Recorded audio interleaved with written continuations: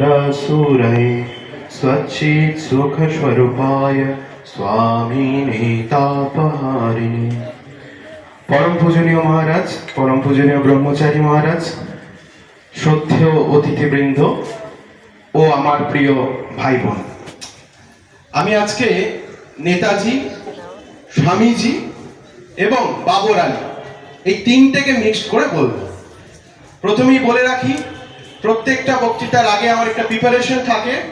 যাই হোক, মানুষের সামনে কথা বলতে গেলে ভুল কথা বলা যায় না, কিন্তু আজকের বক্তৃতার আমার কোনো প্রিপারেশন নেই।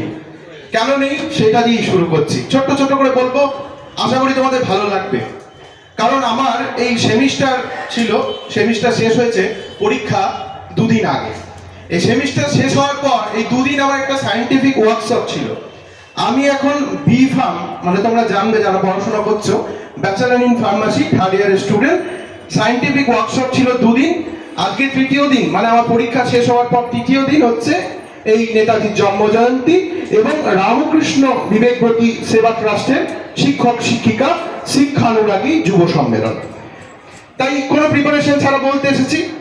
আমি তোমাদেরকে নিয়ে বলবো, তোমরা শুনবে, একে একে একে একে বিষয়গুলোকে আমরা ভিতরে যাব। দেখো, নেতাজি এবং স্বামীজি তারা একই তত্ত্বে প্রতিষ্ঠিত। গীতায় আছে যে ক্লৈবং মাসপগমঃ পার্থ নৈতত্ত্বৈ উপপদ্যতে শূদ্রম হৃদয় দৌর্বল্যম ত্যাক্ততিষ্ঠ পরন্তপ। এই কথাটার মানে নিশ্চয়ই বোধগম্য হলো না সবার কাছে, আমি বাংলায় বলছি। হে পরন্তপ, পরন্তপ শব্দের অর্থ হচ্ছে বীর। হে বীর, নিজের হৃদয়ের ক্ষুদ্র দুর্বলতাকে ত্যাগ করে উঠে দাঁড়াও, উঠে দাঁড়াও। তোমার এই দুর্বলতা, তোমার এই হৃদয়ের ক্লিবতা, এটা শোভা পায় না। তুমি বীরের মতো সমাজের সামনে উঠে দাঁড়াও।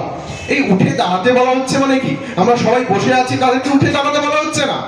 জীবনটাকে দাঁড় করাতে হবে। আমাদের সবার হৃদয়ে একটা দুর্বলতা থাকে। যে আমি, অনেকে বলেন যে ছাত্রছাত্রী আছে বাড়িতে, বলেন যে আমার স্টুডেন্ট পড়াশোনা করছে, এখন সমাজ সেবা করবে কি করে, বা সেবা কাজ করবে কি করে। ছাত্ররা, আমার বন্ধুরা অনেকে আমায় বলে যে ভাই দেখ, আমি পড়াশোনা করছি, চাকরিটা পাই, তারপরে কিছু কাজ করব সমাজের জন্য। আমি বলি, চাকর হওয়ার পরে কাজ করবি, চাকর হওয়ার আগে কিছু করবি না। এই যে ভাবনাটা, কেন আমরা করব সমাজের জন্য, সমাজের জন্য করলে কি হবে, সেটা নেতাজি সুভাষচন্দ্র বসু বলছেন, ত্যাগের মধ্যেই আনন্দ আর সেবার মধ্যেই তৃপ্তি। আচ্ছা, আমি তোমাদের প্রশ্ন করছি, তোমরা বলো তো, আমরা সবাই আনন্দ পেতে চাই কিনা? তাই না? আমরা আনন্দ পেতে চাই তো। আনন্দ পাওয়ার জন্য নানান রকম উপকরণ রয়েছে। সিনেমা দেখতে যাই, গান শুনি, ভালো গান, যেটা গান শুনতে ভালো লাগে গান শুনি, বন্ধুদের সঙ্গে ঘুরতে যাই, এতে আমরা আনন্দ পাই তো। পিকনিক করলে আনন্দ পাই তো। কিন্তু এর চেয়েও মহৎ আনন্দ পাবো যদি আমরা দরিদ্র দুঃখী মানুষকে নারায়ণ জ্ঞানে সেবা করি। তোমরা তো জানো না, নেতাজি সুভাষচন্দ্র বসুকে তোমরা এই সমস্ত কোট প্যান্ট পরিহিত ছবিতে দেখছো, একেবারে সামরিক ছবি। যুদ্ধে যাচ্ছেন তিনি, যুদ্ধবীর। তিনি একেবারে একটা রণাঙ্গন থেকে আরেকটা রণাঙ্গনে বীরতার সঙ্গে যাচ্ছেন। ভোরের মধ্যে রাতারাতি চলে যাচ্ছেন সমুদ্রের তলদেশ দিয়ে। কিন্তু তোমরা জানো না নেতাজি সুভাষচন্দ্র বসুর ছাত্র জীবনটা কেমন। এ নিয়ে খুব একটা আলোচনা হয় না, কারণ নেতাজির জীবন রহস্যাবৃত। কিন্তু নেতাজির ছাত্র জীবন যদি আমরা দেখি, তাহলে দেখতে পাবে নেতাজি সুভাষচন্দ্র বসুর জীবনে 15 বছর বয়সে স্বামী বিবেকানন্দ প্রথম এসেছিলেন। কত বছর বললাম বয়সটা বলতে পারবে? 15 বছর। 15 বছর। তোমাদের বয়স নিশ্চয়ই, বেশিরভাগের বয়স তার চেয়ে বেশি। 15 বছর বয়স তো সবারই হয়েছে মোটামুটি এখানে। তিনি বলছেন, যখন আমি বিবেকানন্দকে প্রথম পেলাম, তখন গোগ্রাসে বইগুলোকে গিলতে লাগলাম, বাণী এবং রচনা বলি। আমার শিক্ষক বেণীমাধব মহাশয় আমাকে অনেক কিছু শিখিয়েছিলেন বটে, কিন্তু জীবনকে পরিচালনা করার মতো একটা মূর্ত আদর্শ আমি পাচ্ছিলাম না। স্বামী বিবেকানন্দকে পাওয়ার পর আমার সেই অভাব যেন সমস্ত চলে গেল।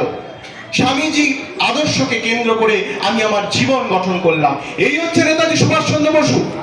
নেতাজি সুভাষচন্দ্র বসু 1924 সালে মান্দাবান জেল থেকে ভূপেন্দ্রনাথ বন্দ্যোপাধ্যায়কে লিখছেন যে আমার কংগ্রেসের কাজ হোক বা না হোক, আমার সেবাশ্রমের কাজ যেন চলে। আচ্ছা, তোমরা এখানে কে কে জানো নেতাজির কোনো সেবাশ্রম ছিল? কেউ জানো? জানলে হাত তোলো। নেতাজির প্রতিষ্ঠিত যে কোনো সেবাশ্রম ছিল, এটা তোমরা কেউ জানো? জানো না। এটি আমাদের সমস্যা। আমরা আলোচনা করি না সেই ব্যক্তিকে নিয়ে, আমরা ব্যক্তিকে পূজা করি। আমরা নেতাজির ছবিতে জন্মদিনে মালা দিই, কিন্তু নেতাজি কি করেছিলেন সেটাকে ফলো করার চেষ্টা করি না। নেতাজি সুভাষচন্দ্র বসু 1921 সালে চিত্তরঞ্জন দাসকে সাথে নিয়ে প্রতিষ্ঠা করেছিলেন একটি সেবাশ্রম। সেই সেবাশ্রমে গরিব দুঃখী মানুষদেরকে নারায়ণ জ্ঞানে সেবা করা হতো, এবং সে কথা উনি জেলে বসে লিখছেন যেন আমার কংগ্রেসের কাজ অর্থাৎ আমার রাজনীতির কাজ সেটা বন্ধ হয়ে যাক, কিন্তু যেন সেবাশ্রমের কাজ না বন্ধ হয়। এই হচ্ছে নেতাজি সুভাষচন্দ্র বসু। এবার এতগুলো তত্ত্বের কথা আমরা শুনলাম, কি নেতাজি কি স্বামীজি, আর কেন আমি আজকে এখানে সেটা আমি এবার বলি। আমি 2019 সালে উচ্চ মাধ্যমিক পরীক্ষা দিয়ে পাশ করেছি। এবারে উচ্চ মাধ্যমিক পরীক্ষা দিয়ে পাশ করার পর একটা ফাঁকা সময় থাকে, তোমরা সবাই জানো। 1 মাসের একটা গ্যাপ, কলেজের সমস্ত এন্ট্রান্স গুলো চলে। সেই সময়টাতে ছেলেরা কেউ পিসির বাড়ি মাসির বাড়ি, কেউ পারলে দার্জিলিং গ্যাংটক ঘোরে, আনন্দ করে। মোট কথা ওই সময়টা কেউ বই খোলে না, আমিও বই খুলিনি, আমি তাদের চেয়ে আলাদা কিছু নই। তবে আমি পড়ার বই না খুলে বিবেকানন্দের বই খুলেছিলাম। উদ্বোধন প্রকাশিত এসব মানুষ বলে একটা সংকলন আছে স্বামীজির বাণী, সেটা পড়ছিলাম দুপুরের দিকে। তখন দুপুর 2টো বাজে। আমি একবার আমার জীবনের ঘটনা তো একবার বলতে পারবো ডিটেলসে। দুপুর 2টো বাজে, বইটা পড়তে পড়তে আমার মনে হলো বইটাতে স্বামীজি যেভাবে মানুষ হওয়ার আহ্বান জানিয়েছেন, যেভাবে কাজ করার আহ্বান জানিয়েছেন, এটা নিয়ে আমরা কি কিছু করতে পারি না? খুব মনের মধ্যে একটা আলোড়ন সৃষ্টি হলো।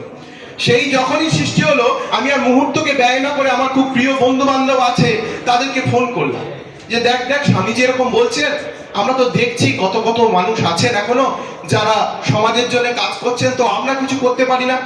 সে বললো তাহলে কি করবি? আমাদের তখন পয়সা নেই, না আছে ফান্ড, না আছে অর্গানাইজেশন। আমরা বললাম চলো রেল স্টেশনের যে বাচ্চারা আছে তাদেরকে একদিন খাওয়াতে হবে। তোমরা সবাই জানো তো রেল স্টেশনে সব বাচ্চারা থাকে, ঘুরে ঘুরে বেড়ায়, তারা এসে দাদা 5 টাকার কেক দাও বিস্কুট দাও বলে। সেই জিনিসটা আমাদের মনে রেখাপাত করেছে, আমাদের বয়সও অল্প। আমরা বললাম ঠিক আছে, আমাদের নিজেদের পকেট মানি দিয়ে আমরা গিয়ে একদিন সমস্ত রেল স্টেশনের বাচ্চাদেরকে খাওয়াবো। সেইভাবে আমরা প্ল্যান করলাম, ফান্ড কালেক্ট করলাম, সমস্ত বাচ্চাদের খাওয়ালাম। তারিখটা ছিল 25শে বৈশাখ 2019। সেই আমাদের প্রথম কাজ। সেই যে খাওয়াতে গেলাম, খাওয়াতে গিয়ে দেখলাম বাচ্চাগুলো খাবার খাচ্ছে ঠিকই, কিন্তু কোথায় কোথায় যেন মনের মধ্যে আরেকটু যেন একটা কষ্ট থেকে যাচ্ছে। ওদের জীর্ণ পোশাক, ওদের জীবনযাপন প্রণালী, এবং বলতে খুব খারাপ লাগে, কষ্ট হয়, তাও বলছি। স্টেজ পেয়েছি, তোমাদের কাছে বলবার সুযোগ করে দিয়েছেন মহারাজ। তাই ওই সমস্ত রেল স্টেশনের বাচ্চারা ডেনড্রাইট আঠার নেশা করে। প্রত্যেকের মুখ থেকে ডেনড্রাইট আঠার গন্ধ বেরোয়, টাকা দিলে ওরা ডেনড্রাইট কিনে খায়। তোমরা তো সুস্থ জীবনযাপন করছো, তোমরা জানো না যে রাতের পর রাত খোলা আকাশের নিচে থাকা কতটা কঠিন। তোমরা জানো না রাতের পর রাত বিনিদ্র নিদ্রা যাপন করে রাত কাটানো কতটা কঠিন, কতটা কঠিন এইভাবে মানসিকভাবে কষ্ট পেয়ে ছোট থেকে বড় হওয়া। তাই আমরা ভেবেছিলাম বর্ধমান রেল স্টেশনের বাচ্চাদেরকে নিয়ে একটা কোচিং সেন্টার শুরু করা। ওখানে সহজ পাঠ বলে একটি কোচিং সেন্টারে আমি টিচার হিসাবে যুক্ত হয়েছিলাম পড়ানোর জন্য। ওদেরকে 6 মাস পড়িয়েছি।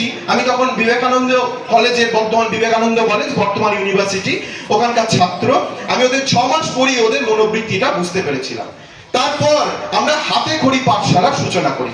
এই হাতে খড়ি পাঠশালা পূর্ব বর্ধমানের দেওয়ানদিঘির কাছে একটি বস্তি আছে সদরঘাট বলে।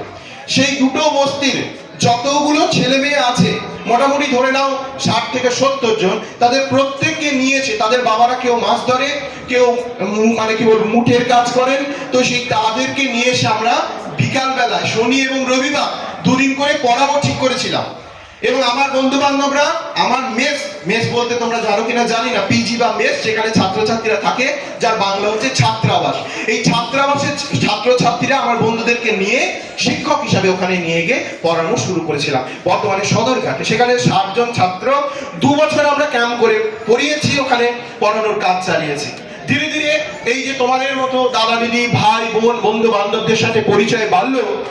এই বৃত্তিটাকে কাজে লাগিয়ে আমরা বর্ধমানের দেওয়ানদিঘির একটি আদিবাসী পাড়া ভিটা গ্রামে, সেখানে 65 জন ছাত্রছাত্রীদের পড়াশোনার ব্যবস্থা করেছি। আজকে প্রায় 4 বছর আমরা সেখানে পড়াশোনা করাচ্ছি। সপ্তাহে 5 দিন বিনামূল্যে 2 জন শিক্ষিকা নিয়োগ করে বিনামূল্যে পড়াশোনা করাচ্ছি। তারপরে তোমাদের জানাই আমাদেরই পিজিতে, মানে আমাদের ছাত্রাবাসে একটি দাদা থাকতেন সুমন্ত, ওর নাম এখানে করলাম। ওর গ্রাম হচ্ছে সাবলদহ, মুর্শিদাবাদের। একটু আগে বাবর আলী এসেছিলেন, ওর কথাই বলবো এবারে। এই বাবর আলীর আমার কিভাবে অনুপ্রেরণা সেটাও বলবো। বাবর আলীর কাছাকাছি এলাকা, ওনার সাথে একটু আগে কথা হলো। এর আগে বাবর আলীর সাথে, আমি বাবর আলীকে আমার নিজের দাদাই বলতে খুব ভালো লাগবে আমার, দাদার সাথে আমার কোনোদিন এর আগে দেখা হয়নি, কিন্তু দাদাকে আমি অনেক বেশি চিনতাম। না দেখেও মানুষকে কিন্তু চেনা যায়। কিভাবে চেনা যায়? তোমাদের সঙ্গে আমার হয়তো বেশ কয়েকবার দেখা হচ্ছে, কিন্তু তোমরা যদি আমার কাজগুলোকে ইউটিউব ভিডিও বা ফেসবুকে, আমি নিজের প্রচার করার জন্য বলছি না, দেখে তোমাদের মনের মধ্যে একটা ইচ্ছে হয় যে এই দাদা যদি করতে পারে তাহলে তো আমিও করতে পারি, আমিও তো কিছু করতে পারি, এই ইচ্ছে যদি জাগ্রত হয় তাহলেই কিন্তু হচ্ছে প্রকৃত পরিচয়। বিবেকানন্দ এটাই চাইতেন। আমরা বিবেকানন্দকে একটা হাত জড়ো করে ছবিতে দেখবো, কেবল ফুলমালা দেব, এই দায় সারা বিবেকানন্দ চাইতেন না। স্বামী অভেদানন্দজি বলছেন, স্বামীজি কখনো চাইতেন না যে তার ছবিতে ফুলমালা দেওয়া হোক। তার শ্রেষ্ঠ পূজা হচ্ছে তার কথাগুলিকে মেনে চলা। স্বামীজি বলছেন, কাজ করতে করতে মরেও যাও। খুব অবাক লাগবে, নেতাজি সুভাষচন্দ্র বসু বলছেন যে আদর্শ কি? আদর্শ হচ্ছে ফাঁসি। এইবারে যে মরে যাওয়া, এই যে ফাঁসি, এগুলো তো খুব কঠিন কথা, তাই না? মৃত্যু, এ তো খুব কঠিন, কিন্তু তোমাদের বলা হচ্ছে যে তোমরা এমন ভাবে কাজ করবে যে মরবার পরেও তোমরা বেঁচে থাকবে। শরীরটার মৃত্যু হবে, কিন্তু আমাদের আত্মা, তার তো কোনো মৃত্যু নেই। তাহলে সেই আত্মা, তার যে অমরত্ব, তার যে শ্রেষ্ঠত্ব, সেইটা প্রকাশ করা, মানুষের ডিভিনিটিকে, মানুষের দেবত্বকে প্রকাশ করার শ্রেষ্ঠ মাধ্যম হচ্ছে সেবা। এ পথ যোগের পথ, একে বলা হয় গীতায় কর্মযোগ। স্বামীজি বলছেন, আমি একটা নতুন পথ করে দিয়ে গেলাম। এতদিন লোকে জব ধ্যান করে মুক্ত হতো, এখন ছেলেমেয়েরা মানুষের সেবা করে মুক্ত হয়ে যাবে। তাই যে সমস্ত মানুষরা অন্যের দুঃখে কাতর হয়, অন্যের দুঃখে কষ্ট পায়, তারাই তো সাধু। সমাজে তাদেরকেই সন্ন্যাসী বলে স্বীকৃতি দেওয়া হয়েছে। ত্যাগ কিসের ত্যাগ? অন্তরের ত্যাগ। তাই তোমাদের সকলকে একটা শিক্ষায় শিক্ষিত হতে হবে যে যা শুনবো, যা পড়বো, এক কানে শুনলাম আর এক কান দিয়ে বার করলাম, এটা না করে কিছু অন্তত নিজের জীবনে করা। আমি যদি পারি, তুমিও পারবে। তোমাদের মনে হতে পারে, বাবর আলীর ভিডিও দেখেছিলাম আমি 2020 সালে ফার্স্ট ইউটিউবে। প্রিউট ইন্ডিয়া বলে একটা চ্যানেল আছে, তারা বাবর আলীর যে সমস্ত কাজকর্ম, এটার একটা কভারেজ করেছিল। ইউটিউবে তোমরাও পেয়ে যাবে, বাড়ি গিয়ে সার্চ করবে প্রিউট ইন্ডিয়া বাবর আলী। সেখানে দেখবে বাবর আলী তো আজকে এই বয়সে, তিনি 9 বছর বয়সে কাজ শুরু করেছে। দাদা 9 বছর বয়সে ছেলেদের পড়ানোর চেষ্টা করেছে। সেই 9 বছর থেকে কাজ করছে। তার স্কুল, তার সমস্ত স্কুলের কর্মীরা, তার ছাত্রছাত্রীরা, তাদের ইন্টারভিউটা আজকে বাড়ি গিয়ে তোমরা দেখবে তো? আজকে বাড়ি গিয়ে বাবর আলী ব্রিউট ইন্ডিয়া সার্চ করবে তো ইউটিউব ফোন যারা সব, এখন তো ফোন সবার আছে, এইগুলো দেখো। রিলস দেখে কিচ্ছু হবে না। রিলস দেখলে একটা হবে, সাময়িক একটা বিনোদন হবে, কিন্তু তাতে তোমাদের জীবন গঠন হবে না। তাই যদি প্রকৃত মানুষ হতে হয়, মানুষকে দেখো। দেখো ভাই, মানুষ কিভাবে উন্নতির পথে চলছে, দেখো তারা কিভাবে মানুষ হওয়ার জন্য চেষ্টা করছে, দেবতা হওয়ার জন্য চেষ্টা করছে। তাই এই যে তোমরা, এই যে চেষ্টাটা, এই যে তোমাদের এগিয়ে যাওয়ার প্রচেষ্টাটা, এইটা আমাদের চাই। আমরা আজকে সকাল থেকে এসেছি, এ লেকচার দিচ্ছে, উনি লেকচার দিচ্ছেন, শুনছি, এতে আমাদের কি লাভ যদি আমরা কিছু না করতে পারি? কেন এসেছি? আমি কেন এসেছি জানো? দুটো কারণে। প্রথমত হচ্ছে এখানে বলতে পারবো, এটা একটা খুব সৌভাগ্যের বিষয় আমার জন্য, মহারাজ আমায় ডেকেছেন, এটাও একটা বিষয়। 2 নম্বর এবং সবচেয়ে জোরালো পয়েন্ট, হয়তো এই বলতে পারাটা মিসিং হয়ে যেত, কিন্তু এখানে বাবর আলী আসছে তাই চলে এসেছে। এটা তো সবচেয়ে জোরালো পয়েন্ট। কে আসছেন আমি জানি না, কিন্তু বাবর আলী আসছেন তাই আমি যাব। কারণ বাবর আলীকে আমি চোখে দেখতে চাই। তিনি আমার আইডল, তিনি আমার আদর্শ। আদর্শকে চোখে দেখা খুব খুব তৃপ্তির, খুব ভালোবাসা। তার সঙ্গে আমার কথা হলো, খুব অল্প সময়ের মধ্যে ভাব বিনিময় হলো। সামনে দিনে আমরা একসাথে কাজ করবার কথা ভাবলাম। এই তোমরাও পারবে। স্বামীজি বারবার বলছেন, ওঠো জাগো, যতদিন না দুঃখ, যতদিন না তোমরা লক্ষ্যস্থলে পৌঁছাও, ততদিন থেমো না। জগৎ দুঃখে পড়ে খাক হয়ে যাচ্ছে, তোমাদের কি নিদ্রা সাজে? হে বীর, ঘুমায়ও না, ওঠো জাগো। এই বাণীকে অবলম্বন করি আমরা এগিয়ে চলবো। আর বেশি কথা বাড়াবো না, তবে একটি অনুরোধ, যা শুনছি তা জীবনে যেন আমরা প্রয়োগ করতে পারি। নমস্কার।